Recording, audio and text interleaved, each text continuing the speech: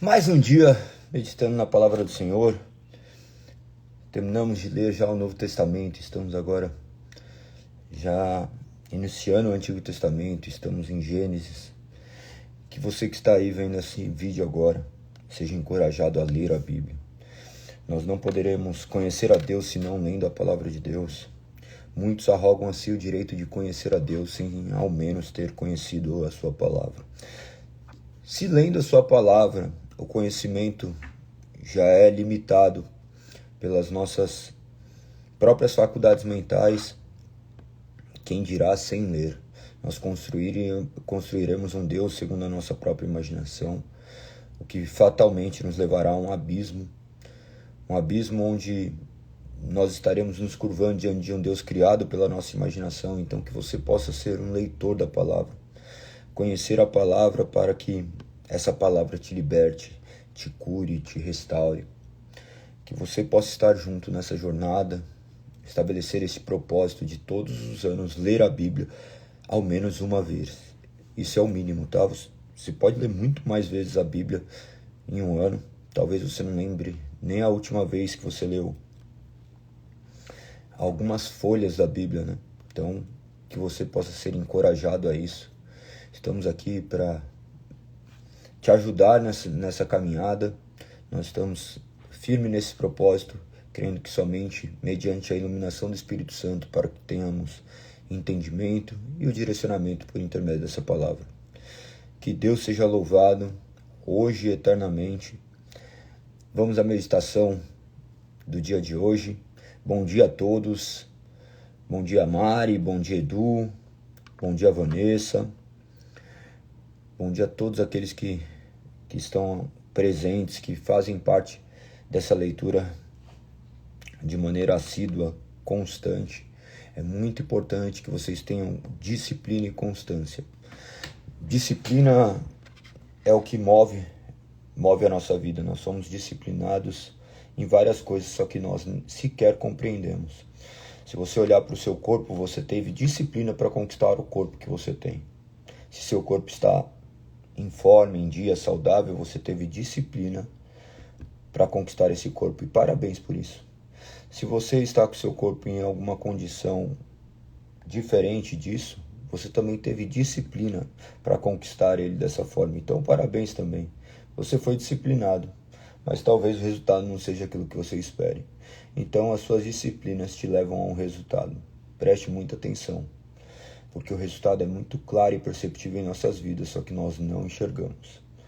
Se você agora tem alguma coisa que não te agrada, é justamente por conta da sua disciplina em fazer aquilo que não era necessário até agora. Se fazendo o que é certo já é difícil conquistar objetivos, imagina fazendo o que é errado. Então que você possa ser direcionado por essa palavra que é verdadeira e certa, para que você possa conquistar aquilo que o Senhor almeja para a sua vida. Que os sonhos do Senhor sejam objetos do seu coração, objetos de desejo do seu coração. Que você não mais deseje seus próprios sonhos, mas que você esteja inclinado a buscar os sonhos que o Senhor tem para a sua vida. E Ele quer um sonho de transformação, de restauração, de cada dia se tornar mais parecido com Cristo Jesus. Vamos à meditação na palavra. Não que nós não estivéssemos falando até agora da palavra. Que o Senhor nos direcione ao entendimento e compreensão mais um dia daquilo que Ele nos diz por intermédio da sua soberana palavra. O Salmo 119, verso 102 diz assim: não me afastei de teus estatutos, pois tu me ensinastes bem. O salmista aqui, ele confirma que ele se manteve firme aquilo que foi estabelecido da palavra.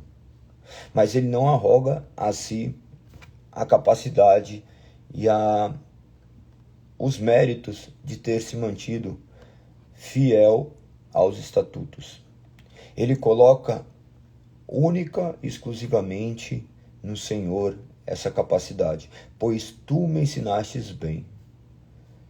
Ele não coloca que ele é melhor, ou ele é autossuficiente, mas ele rende glórias a Deus. Somente a Deus seja dada toda a glória. Nós estamos diariamente rendendo glórias a outras coisas e não a Deus. Então, que nós possamos agradecer a Deus por tudo que tem acontecido, por não nos afastarmos e estarmos no caminho do Senhor, rendermos glórias a Ele, sabendo que é Ele que tem nos sustentado, que não emana força de nós se não formos agraciados com o Divino Espírito Santo, que o Espírito Santo é o que nos mantém vivo, que o Espírito Santo é o que nos mantém firmes em sua palavra. Então clame para o Espírito Santo. Eu clamo neste momento para que o Espírito Santo encha o seu ser de capacidades para que você permaneça firme. Se você estava afastado dos estatutos do Senhor, que hoje, mediante o poder do Espírito Santo, você possa ser conduzido e ensinado por Deus a obedecer, a se submeter a essa palavra, que sempre trouxe luz e vida. Se sua vida está ao oposto disso, que você possa clamar ao Senhor, para que Ele te purifique e te faça novo. Eu creio que o Senhor pode fazer isso. O Salmo 119 é maravilhoso, um salmo que seus versos são de extrema importância justamente por isso, porque ele nos aponta para a supremacia da sua palavra, sabendo que a palavra é a revelação perfeita de Deus. A revelação perfeita de Deus. Nós estamos meditando na palavra de Deus. Já terminamos o Antigo Testamento, nós entramos agora no dia 8 de março. Fazem 67 dias que nós estamos aqui. 67 dias. Hoje nós vamos meditar do capítulo 5 ao 8 de Gênesis. Foi muito bom essa introdução de Gênesis, porque aqui nós já vemos, em 3 capítulos, nós já vemos do ápice, em Deus falando que tudo que ele havia feito era muito bom, até que já houve a queda e todo ser humano se tornou completamente depravado, corrompido, morto em seus delitos e pecados, estado ao qual nós permaneceremos eternamente se o Espírito Santo não nos trazer a lucidez e nos despertar da morte para a vida. Que você possa clamar neste momento para ser desperto da morte para a vida, que você possa se reconhecer como um miserável pecador, como uma pessoa que infringe os mandamentos do Senhor todos os dias, mas Ele escolheu te amar, Ele escolheu morrer na cruz por você, que você possa enxergar essa graça, a mesma graça que foi prometida lá em Gênesis 3, mesmo diante da queda, está perpetuada até que Ele venha. Até que Ele venha. Até os últimos dias haverão mortos sendo chamados para a vida por intermédio dessa palavra. Todos aqueles que creem serão salvos. Nós vemos no último capítulo a morte de Caim, né? Ou melhor, Caim matando Abel. Caim matando Abel e Caim depois dando origem a uma linhagem que completamente corrompida, até que é enviado Sete, o outro filho de Adão. Nós vemos aqui no capítulo 5, abram aí a Bíblia de vocês em Gênesis capítulo 5, nós vamos ver a genealogia, do qual por vezes é muito difícil, né? Principalmente para quem começou a ler a Bíblia agora, de ler, começa a querer pular. Não cometa esse equívoco, tá? Não cometa esse equívoco, porque todas as linhas da Bíblia, o autor é Deus. Todas as frases, todas as letras são importantes. Deus pode se comunicar por intermédio de uma simples frase. Um simples apontamento é o suficiente para que o Espírito Santo desperte o homem das trevas para a maravilhosa luz. A Vanessa está dizendo aqui, não consegui entrar no grupo de leitura da Bíblia, já tentei configurar meu Instagram, mas não deu certo. Nossa, Vanessa, que triste. Me chama daí todo dia que eu mando para você a leitura, mas de qualquer forma, eu tenho também compartilhado ali no meu Stories, tá? Então, mas tente verificar uma viabilidade para isso. Eu sei que alguns Instagrams não conseguem. Agora eu não sei a razão. Mas seguimos adiante. O importante é você ler, meditar. Todos os dias aqui no meu Stories tem. Na aba de Reels tem todos os vídeos. E no YouTube também, do canal da Igreja Cristã Protestante Confronto, também tem todos. Então, seguimos em frente. Boa, obrigado, Du. Pode mandar ali para Vanessa. Então, nós vemos aqui, no capítulo 5, nós vemos a providência de Deus e a genealogia, onde manifesta justamente de Adão até Noé e seus 3 filhos.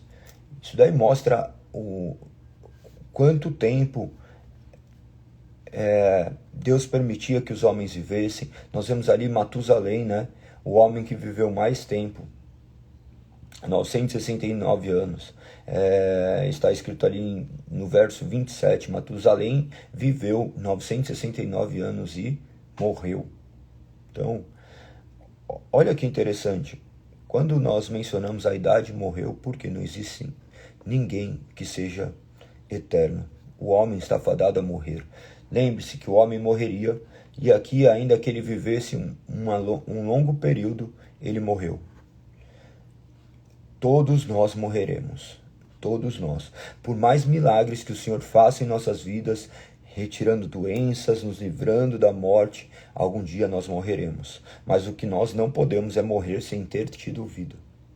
Nós só teremos vida eterna se nessa vida nós confessarmos Cristo como nosso único e suficiente Salvador. Então que nós possamos, neste momento, confessar Cristo como nosso único e suficiente Salvador. Que você possa não simplesmente fazer uma confissão da boca para fora, mas que você possa averiguar seu coração se de fato você crê em Cristo. Você crê que Cristo é o Filho de Deus enviado para morrer pelos seus pecados, e que por ele morrer pelos seus pecados, agora há novidade de vida. Você não vive mais segundo seus próprios desejos, agora você vive uma vida de obediência, clamando ao Senhor para que ele restaure todos os dias da sua vida. Você vê que claramente que você peca contra o Senhor e você vive de maneira a lutar contra esse pecado diariamente. Então, no capítulo 5, nós já vemos essa raça humana completamente corrompida. Os seres humanos começando a se multiplicar, os seres humanos continuando essa multiplicação, do qual se deu mediante a origem do relacionamento. Lembre-se que o casamento foi instituído por Deus, onde o homem começou a se multiplicar, o homem se tornou um com a mulher. Vocês se lembram ali que o homem foi tirado da costela de Adão, e se o homem foi feito ali conforme Deus estabeleceu, do pó da terra, e de dentro dele, da sua costela, é tirado.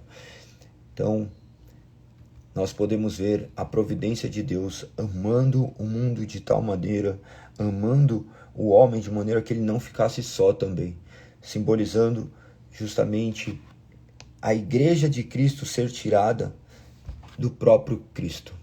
O próprio Cristo tirou a igreja, do qual ele morreu por ela, ao qual é a incumbência do homem também de viver e morrer pela sua companheira, pela sua esposa, entregar a sua vida. Que nós possamos entender o que é isso, porque essa é a essência da salvação. Viver a vida de maneira completamente entregue e temente a Deus, porque foi assim que ele escolheu que vivêssemos, ele escolheu morrer por nós. Mediante toda essa corrupção, aqui já manifesta essa limitação de 120 anos. Depois nós vamos ver até a questão de nefilins. O que eram os nefilins? Eram os gigantes, tá? Gigantes que foram famosos guerreiros na antiguidade. No capítulo 6 você vai conseguir ter todos esses relatos, vocês vão verificar que ali já tinha aumentado a perversidade dos seres humanos. Imagina que o ser humano já nasceu completamente corrompido, mas isso sempre nunca se manifestou em toda a sua totalidade. Um exemplo disso é que você não é tão mal quanto você poderia ser. Você não sabe o quão mal você pode ser até que tenha alguma atitude que aconteça que possa manifestar todo o seu potencial maligno. Você pode falar, não sou tão ruim assim. Então veja que no momento de raiva, talvez você cometeu coisas que você se arrepende até agora. Justamente porque esse potencial maligno existe em nós, mas por vezes ele não é manifesto em ato. Justamente por causa da graça de Deus que nos controla, não permitindo que sejamos tão ruins quanto de fato somos. Então esse potencial maligno é completamente destruidor. Prova disso é só verificar a sua vida, o quanto de destruição você já causou. Talvez você olhe e fale, não causei destruição nenhuma. Você causou a maior destruição que você poderia causar.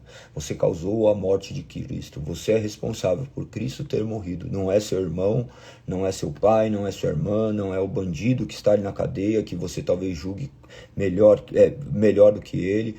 Nós somos responsáveis única e exclusivamente pela morte de Cristo, o único santo que habitou na terra, o único homem que não pecou, se fez pecado por nós, por mim e por você, para morrer pelo meu e pelo seu pecado. Nós somos responsáveis pela morte de Cristo. Isso já nos torna indesculpáveis diante de Deus. Daí você vai assim, eu não fiz pecado. Se você mente, você já cometeu o maior dos pecados, o suficiente para que Cristo tivesse que morrer por você. E se você sem merecer isso, Cristo foi ofertado como sacrifício santo pela sua vida.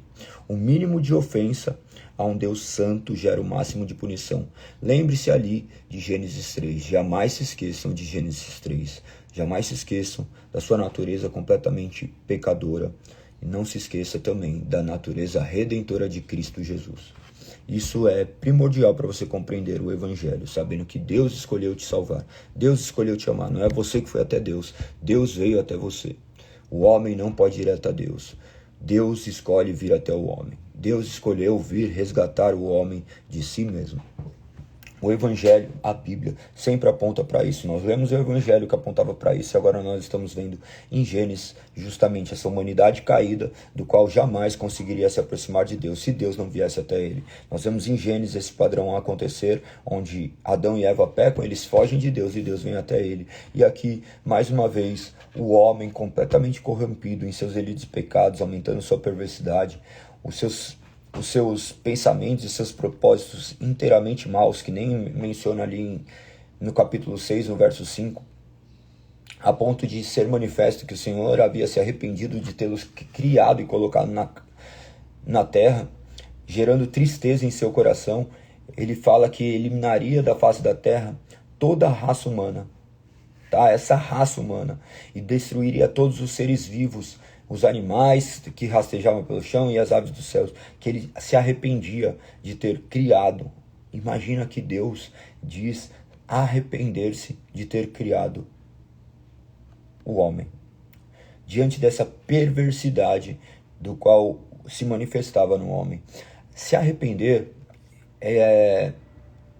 observe que Deus, sendo Deus, não pode de fato se arrepender. Quando ele diz se arrepender, isso daí é chamado-se de antropopatismo. Antropopatismo.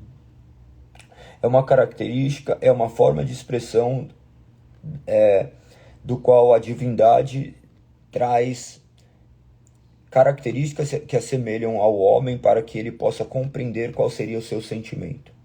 Aquilo que se tornasse mais próximo do sentimento dele. Então, o arrependimento é uma natureza completamente humana, mas Deus se apropria dessa palavra para que pudesse ficar claro ao homem o sentimento que ele teve semelhante. Mas Deus, sendo autor e consumador de todas as coisas, de fato, ele, em tese, isso daí não é um sentimento do qual faz parte da sua natureza e essência. Então é um meio de se expressar, uma forma de expressão. Olha que no verso 8 do capítulo 6 menciona que então este homem, Noé, encontra favor diante de Deus. Daí vem a história de Noé, de 9 a 22 do capítulo 6. sendo Noé um homem bom, um homem justo, uma pessoa íntegra naquele tempo, e ele andava em inteira comunhão com Deus, andava em comunhão com Deus. Então, Noé era um homem justo, única pessoa íntegra naquele tempo.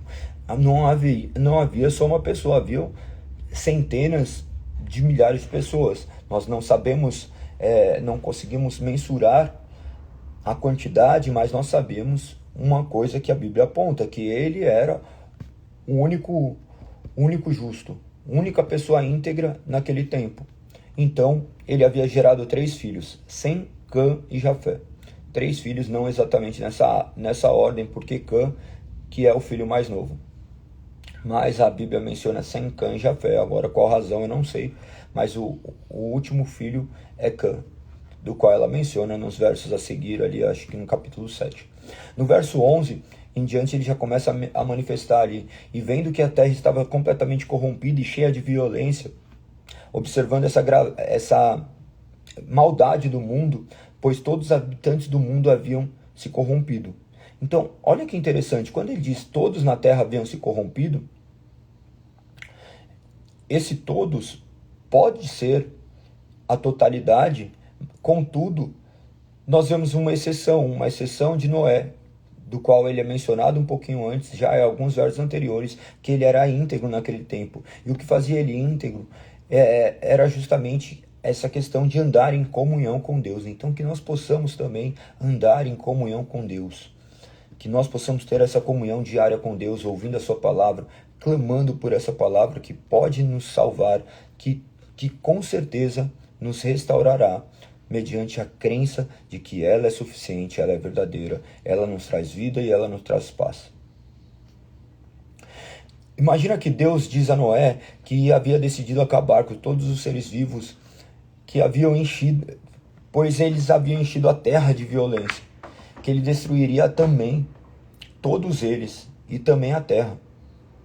Olha que coisa... eu costumo usar a palavra transcendental, né?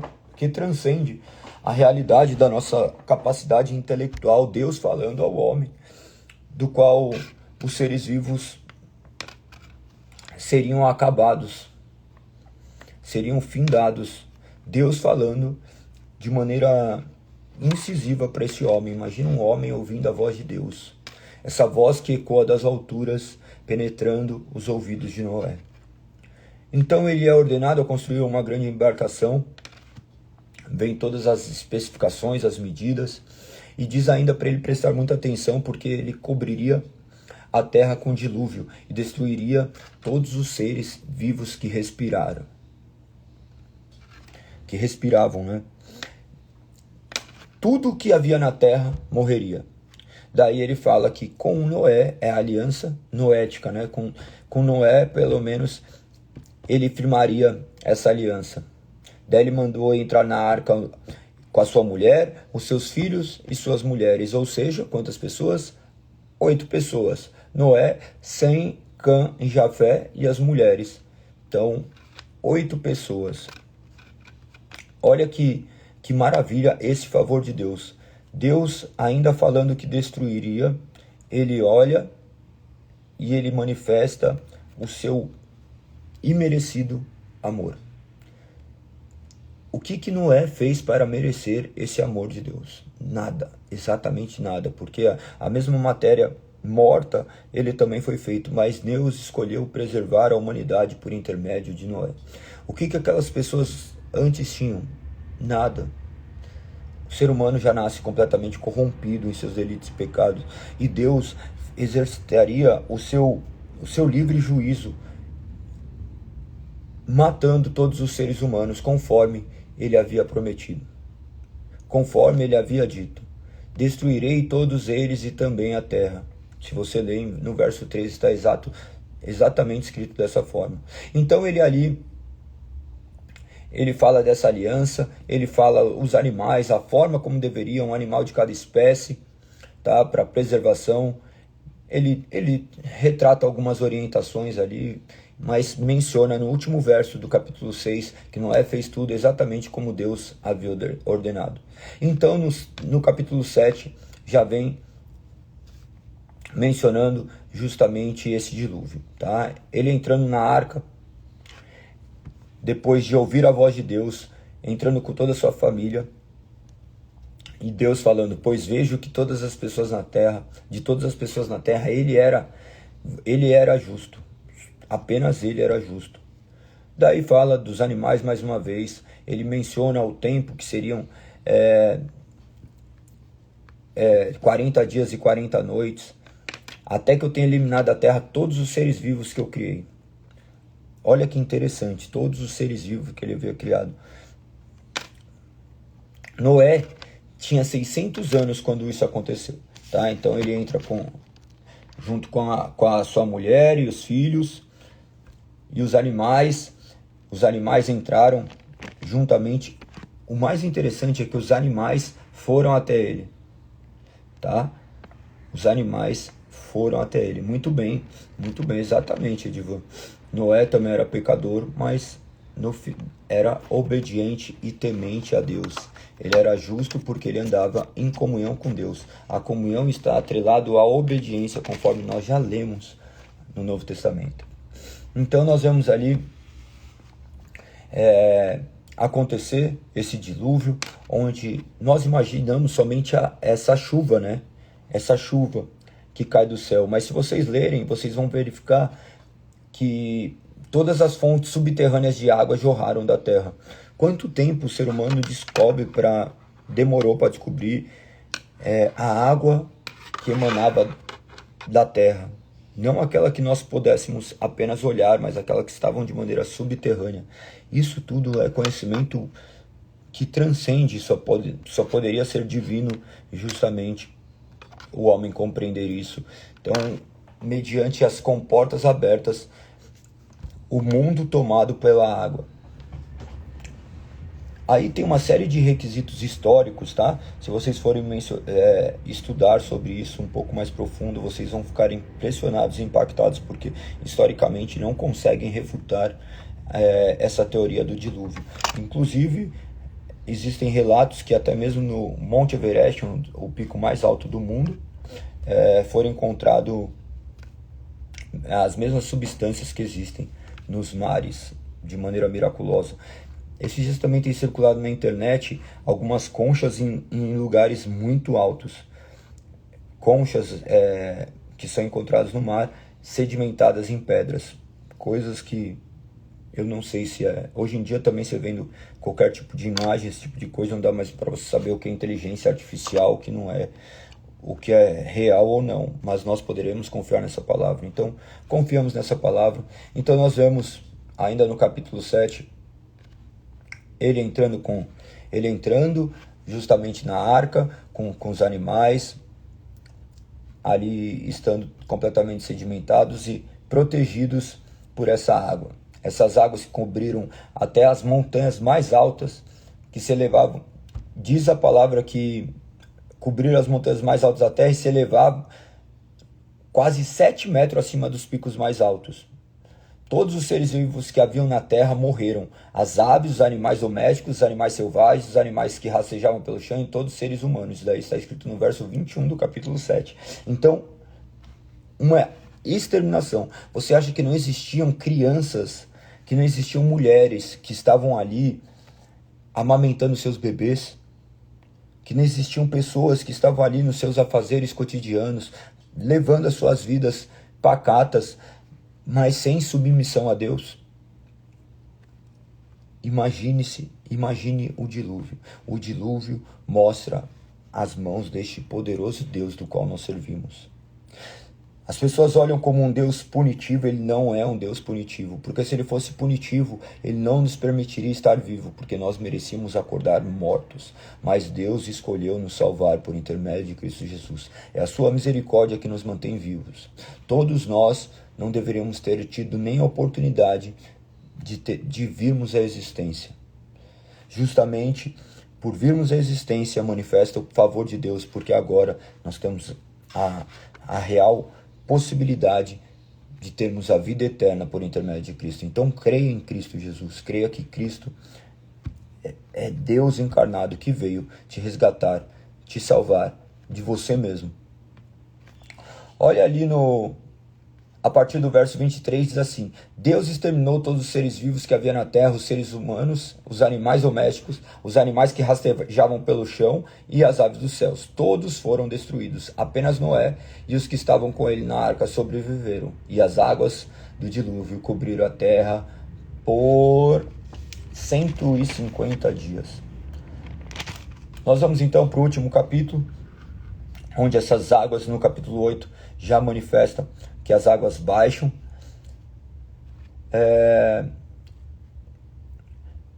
Menciona que Deus fez soprar um vento sobre a terra e as águas do dilúvio começaram a baixar. Então, nós vemos Deus fazer soprar um vento. Nós não vemos mais essa soberania de Deus hoje em todas as coisas.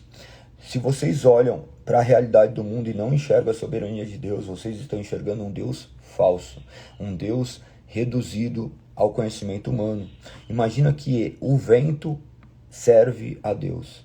Deus fez soprar um vento sobre a terra e as águas do dilúvio começavam a baixarem. Ou seja, ele deu ordem às águas, ele deu ordem ao vento, ele deu ordem aos animais, ele deu ordem aos homens, e você acredita que você é livre e que você pode fazer o que você quiser. Você fazendo o que você quiser, você está caminhando para a sua própria destruição. Então seja submisso à palavra de Deus.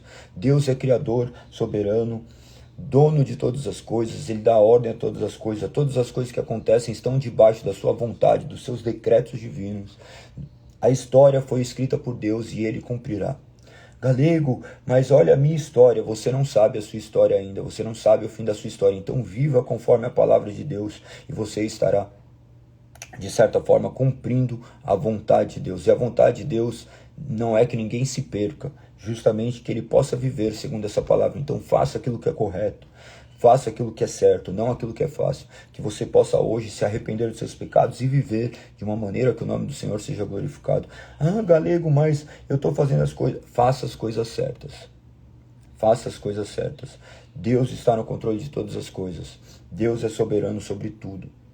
Creia que Deus guia a história com as suas majestosas mãos. Confie nos planos de Deus. Os planos de Deus, a vontade de Deus é agradável, boa e perfeita. Que você possa crer nessa vontade do Senhor. Imagine que pouco tempo nós tivemos uma pandemia. Quem criou a pandemia? Daí nós podemos falar, foi criado em laboratório, foi isso ou aquilo, mas está fora da vontade de Deus. Nada ocorre fora da vontade de Deus. Mas pessoas boas morreram. Mas pessoas boas, o quê? Não existem pessoas boas, só existem pessoas más. Mas não tem mais. Essa é a realidade. O ser humano é mau e merecia a morte. E a vida é dada por Deus. Então, se nós pudermos habitar o céu, é porque Deus escolheu nos salvar. Essa vida é uma vida finita, essa vida é uma vida limitada, mas que nós cremos que Deus escolheu nos salvar deste mundo. Nossa recompensa não está nesse mundo. Por isso que velório de cristão é diferente. Porque nós não perdemos, nós ganhamos. Eu estava até conversando com a minha esposa, falando sobre isso. Ela falou assim, Galego, você tem que parar de falar essas coisas, porque senão as pessoas, se eu morro, as pessoas podem achar que você me matou. Porque você vai falar assim, glória a Deus, porque agora ela habitará no único lugar que todo ser humano deveria anseiar para viver. Todo mundo quer ver Jesus, mas ninguém quer morrer. Não que nós devemos procurar a nossa própria morte, porque se estamos vivos é justamente para a honra e glória de Deus, mas justamente quando nós fecharmos nossos olhos para este momento presente, nós abriremos os olhos diante da eternidade e contemplaremos aquele que brilha mais que o sol, aquele que nos aquecerá, aquele que nos acolherá, que enxugará de nossos olhos todas as lágrimas. Então, que você possa esperar o tempo determinado por Deus, que você possa crer que este Deus que traz a tempestade é o mesmo Deus que também acalma a tempestade, que ele manifesta favor sobre aqueles que pertencem a ele, assim como ele manifestou a Noé, ele continua manifestando a todo o seu povo que foi criado por ele, que veio dele e retornará para ele. Olha que interessante o verso 2. As fontes do capítulo 8. As fontes subterrâneas pararam de jorrar e as chuvas torrenciais cessaram. As águas do dilúvio foram baixadas pouco a pouco, depois de 150 dias, exatamente 5 meses depois do início do dilúvio, a arca repousou sobre as montanhas de Ararat. 2 meses e meio depois, à medida das águas continuaram a baixar e apareceram os picos de outras montanhas. Passado mais 40 dias, Noé abriu a janela que havia feito na arca e soltou um corvo que ia e voltava até as águas do dilúvio secarem sobre a terra. Ele também havia soltado uma água para ver se as águas tinham baixado, se já encontraria terra seca. Mas a pomba não encontrou lugar para pousar, pois a água ainda cobria todo o solo. Então a pomba retornou à arca e Noé estendeu a mão e trouxe de volta para dentro. Depois de esperar mais 7 dias, Noé soltou a pomba mais uma vez. Quando ela voltou, ao entardecer, trouxe o bico, uma folha nova de oliveira. Noé concluiu que restava pouca água do dilúvio. Esperou outros 7 dias, soltou a pomba novamente. Dessa vez, ela não voltou. Ela havia um lugar para repousar. Menciona aqui mais uma vez a idade de Noé. Ele já estava com 601 anos. No primeiro dia do ano, 10 meses e meio depois do início do dilúvio, quase não havia mais água sobre a terra. Noé levantou a cobertura da arca e viu que o solo estava praticamente seco. Mais 2 meses se passaram e por fim a terra estava completamente seca. Então Deus disse a Noé: saiam da arca, você, sua mulher, seus filhos e mulheres. Todos os animais, as aves, os animais domésticos, os animais que rastejam pelo chão, para que sejam férteis e multipliquem-se na terra. A ordem de Deus da multiplicação. Depois deste povo ter sido purificado mediante as águas do dilúvio. Que nem nós lemos no Novo Testamento, que assim aconteceu. Verso 18. Noé, sua mulher, seus filhos e as mulheres deles desembarcaram. Todos os animais grandes e pequenos e as aves saíram da arca, um casal de cada vez. Em seguida, Noé construiu um altar ao Senhor e ali ofereceu holocaustos, alguns animais e aves puros. Verso 21. O aroma do sacrifício agradou o Senhor, que disse consigo: nunca mais amaldiçoarei a terra por causa do ser humano, embora todos seus pensamentos e seus propósitos se inclinem para o mal desde a infância.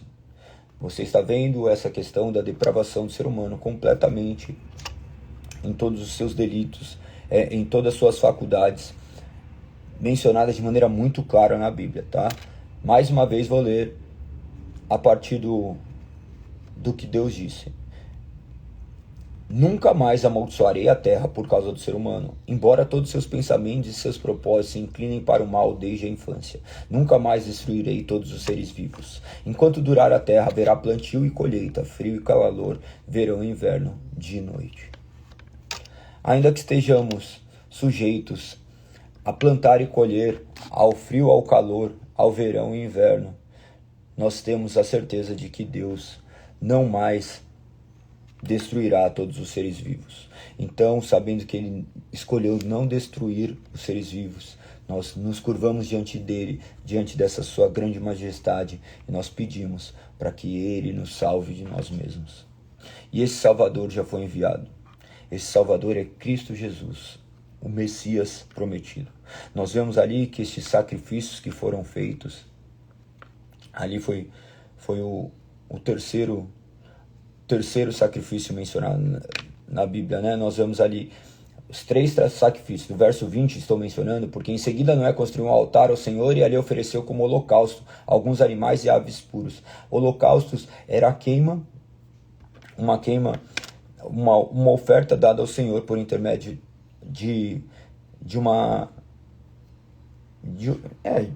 sendo queimada essa oferta ao Senhor. Era um ritual.